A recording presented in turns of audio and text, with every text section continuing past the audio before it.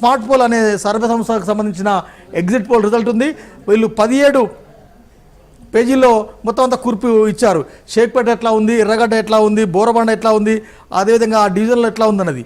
అంటే ఓవరాల్గా చూస్తే వీళ్ళు బీఆర్ఎస్కి 42% ఇచ్చినారు, కాంగ్రెస్కి 48.2 ఇచ్చినారు. అంటే బీఆర్ఎస్ కాంగ్రెస్ మధ్య 6% వేరియేషన్ అనేది చాలా స్పష్టంగా కనబడుతుంది. బీజేపీకి మాత్రం ఈ సంస్థ 7.6% మాత్రమే ఇచ్చింది.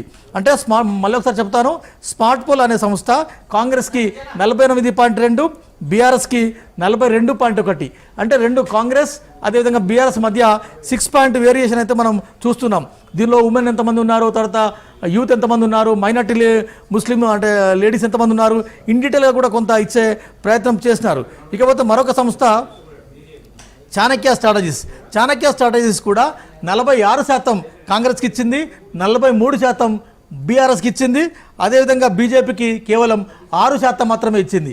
అంటే చాణక్య స్ట్రాటజీస్లో కూడా 43, 46 అంటే దాదాపు 3% వేరియేషన్ మనకు స్పష్టంగా కనబడుతుంది. ఇక